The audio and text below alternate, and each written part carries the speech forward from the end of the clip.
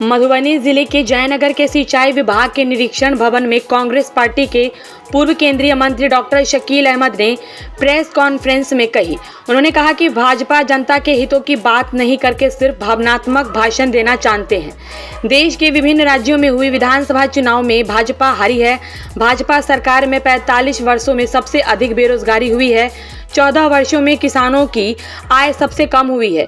वहीं पूर्व केंद्रीय मंत्री ने कहा कि बड़े उद्योगपति के यहाँ छापेमारी कराई जाती है। जब उनके द्वारा बॉन्ड की खरीद की जाती है तो उसके मामले को बंद कर दिया जाता है। 6,665 करोड़ रुपए की बॉन्ड खरीदी गई।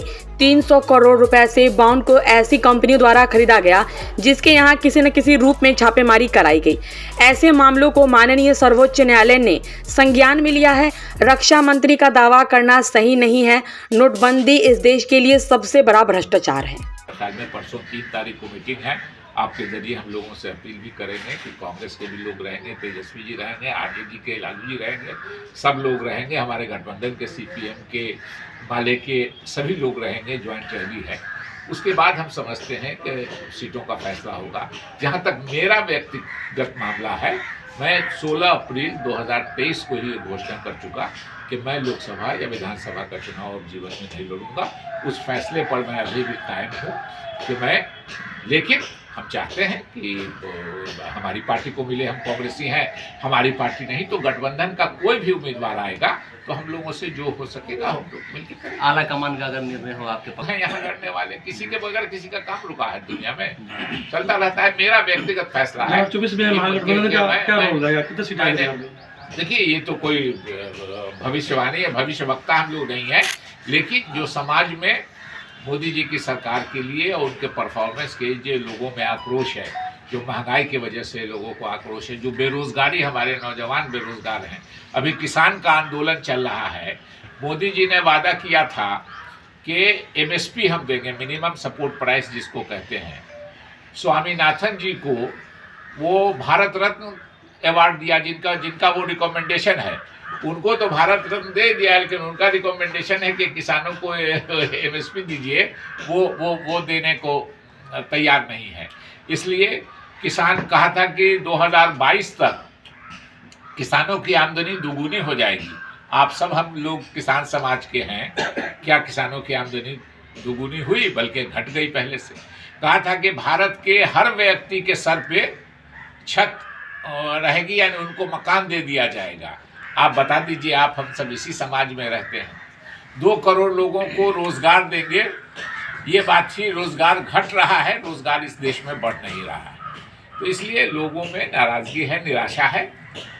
लेकिन भावनात्मक मुद्दों पे कुछ वोट होता है, उस पर कुछ फायदा हो जाता है। इसीलिए मोदी जी या उनको कोई समर्थन न रोजगार पर बोलेंगे, न किसान पर बोलेंगे, न महंगाई पर बोलेंगे। वो आपको भावनात्मक मुद्दे पे भटकाएंगे और लोगों की कोशिश करेंगे कि लोगों का दिमाग असली मुद्दे की तरफ नहीं जाए, भावनात्मक मुद्दे की तरफ रहे। लेकिन देश की जनता, भारत का जनतंत्र भी अब परिपक्व हो रहा है। कई विधानसभा के चुनाव वो हारे हैं आज के दिनों में। अभी हाल में उसमें भी बहुत लोगों को भ्रम है। 5 राज्य का चुनाव हुआ, 3 भारतीय जनता पार्टी जीती, हम 1 ही जीत पाए तेलंगाना में। लेकिन वोट जो टोटल 5 प्रदेश में आया, उसमें कांग्रेस को भारतीय जनता पार्टी से 10 लाख वोट ज़्यादा है, जोड़ के सब राज्यों में। तो लोग अब पहचानने लगे हैं, भारत का जनतंत्र परिपक्व हो रहा है। धीरे धीरे लोगों को असर होगा। भावनात्मक मुद्दे, 1 इलेक्शन 2 इलेक्शन कितने दिन? तो इसलिए जब लोगों को लगेगा कि ये भावनात्मक मुद्दे असल हमारे जो समस्याएं, आज बेरोजगारी इस देश में 45 सालों में सबसे ज्यादा, प्राइवेट बिजनेस के खिलाफ नहीं है अगर रोजगार, लेकिन आप सारी चीजें बेच दीजिएगा तो ये देश की संपत्ति आप बेच रहे हैं। अगर पूर्वजों की संपत्ति बनाई हुई कोई बेटा लगातार बेचता चला जा रहा है, उसको क्या कहते हैं हम? आप समझ, आप खुद समझदार हैं। एक व्यक्ति के लिए सिर्फ वो किसान के खिलाफ जो कानून बना, 3 जिसको माफी मांग के मोदी जी ने वापस लिया पिछले साल, अभी भी किसान आंदोलन पर है लेकिन पिछले साल, वो सिर्फ इसलिए हुआ कि किसान को खेती में घाटा हो, किसान को खेती में घाटा हो और किसान अपनी जमीन बेचने पर मजबूर हो जाए। अदानी जी ने 2-2 एकड़ का गोडाउन बनाना शुरू किया, सस्ते दाम पे अनाज खरीद के,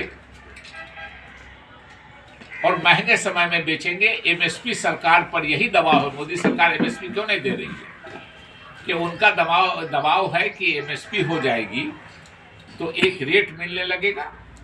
एमएसपी के क्या स्वामीनाथन जी ने कहा था कि जो पूंजी लगती है किसान को उसका 50% और दे दीजिए। 100 रुपया पूंजी लगी तो 100 रुपया पूंजी, अब 50 रुपया और 150 रुपया दे दीजिए। यही स्वामीनाथन कमीशन की रिपोर्ट है।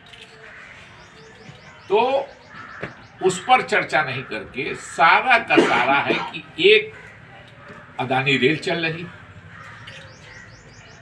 अदानी जी का कोयला खदान चल रहा है, अदानी जी का बिजली, और अक्सर आप लोग देखते होंगे कि हमारे प्रधानमंत्री को कहा जाता है कि विदेश का दौरा, विदेश मंत्री कुछ नहीं है, यही विदेश मंत्री है। आप गौर कीजिएगा, पढ़े लिखे लोग हैं, समझदार हैं, युवा हैं ज़्यादातर लोग, जब भी मोदी जी विदेश जाते हैं किसी न किसी उसमें 90% अदानी जी का बिजनेस कोई डील होता है।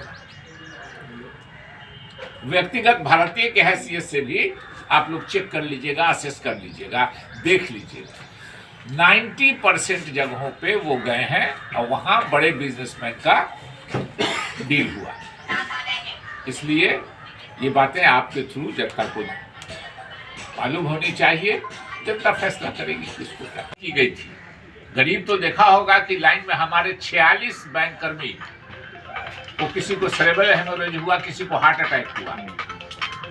लोग, बेटी की शादी है, बच्चे को स्कूल की फीस देना है, बीमारी का इलाज करना है, पैसा नहीं था लोगों के पास। और ये सिर्फ हुआ कि जब 86 लाख करोड़ का जो छपा हुआ नोट था सर्कुलेशन में, वो बैंक में जमा हुआ और बैंक पर लाख लाख करोड़ का जो लोग कर्ज लिए हुए थे उनको माफ कर दिया गया। 12 लाख करोड़, फिर से मैं दोहराता हूँ, 86 लाख करोड़ का नोट छपा था, 1000 का और 500 का, इतना बड़ा देश है, और उसमें से 12 लाख करोड़ रुपया माफ किया जा सका है। हमारा किसान कोई आज कर्ज लेता है, 25,000 रुपया कर्ज लेगा, अगर वो नहीं समय पर अदा कर सकता है तो उसको नेम एंड शेम, उसका फोटो छापते हैं, उसके यहाँ वसूली के लिए आदमी भेजते हैं, पुलिस जाती है, और करोड़ों रुपया लेकर के पूंजीपति उनका माफ कर दिया गया।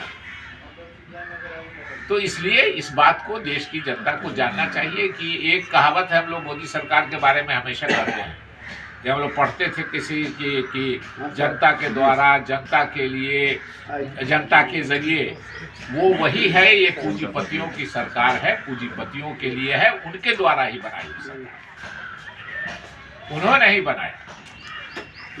और उनको पहले मोदी जी ने कोशिश की, लंबी कहानी है, जमीन देने की। हमारी सरकार ने जमीन अधिग्रहण का कानून 2013 में बदल दिया, 14 में ये आए हैं, 13 में बदल दिया कि अगर आपको जमीन लेनी है किसान की तो मार्केट रेट से चौगुना देना पड़ेगा। कोई बिजनेसमैन तैयार नहीं। कहा कि आप जमीन लेते हैं तो किसान को तो कुछ पैसा मिलता है, लेकिन उस पर जो मजदूरी करने वाले लोग हैं उनकी मजदूरी चली जाती है, तो आपको सोशल इम्बैलेंस को भी दूर करना पड़ेगा, यानी उनको भी ये करना पड़ेगा। तो ये किसी पूंजीपति को मंजूर नहीं। उसके बाद एक शर्त लगा दी कि अगर उसमें कोई फैक्ट्री खुलती है, कोई कल कारखाना बनता है, उसमें नौकरी लगती है, तो जिनकी आपने ज़मीन ली है किसानों की, या उनके जिनकी मजदूर, जिनका रोजगार गया है, उनके बच्चों को उसमें से कुछ देना पड़ेगा। ये किसी बिजनेसमैन को पसंद नहीं। तो उसको आप याद कीजिए, आप सब लोगों को याद है, मोदी जी ने ऑर्डिनेंस जारी करा के 3 बार, राष्ट्रपति प्रणब मुखर्जी थे, उनसे दस्तखत करा के उस भूमि अधिग्रहण कानून को बदलने की कोशिश की। लोकसभा से पास भी करवा लिया, राज्यसभा में बहुमत नहीं थी मोदी जी को, तो 3 बार वापस गए। उसके बाद उन्होंने कहा कि अब तो जमीन अधिग्रहण आप लोगों को हम जमीन नहीं दे सकते हैं। पूंजीपतियों ने इसी उम्मीद पर मदद की थी कि जमीन देंगे। पूछा दूसरा क्या उपाय है, तो कहा वही कि हम लोगों को बैंक का कर्ज है वो माफ कर दो और इन लोगों को, नए आदमी को कर्ज दिला दो, हमारा अभी माफ कर दीजिए और 5 साल के बाद जब जाने लगिएगा तो इनका माफ कर दीजिए। तो नोटबंदी भी भ्रष्टाचार का मामला था और अभी भी इलेक्ट्रल बॉन्ड का मामला है। इसको तो सुप्रीम कोर्ट ने ही कह दिया है। तो इससे ज्यादा और क्लियर कट एविडेंस कोई नहीं हो सकता कि मोदी सरकार पे जो भ्रष्टाचार के आरोप लगे हैं वो लगभग न्यायालय द्वारा साबित हो रहे हैं।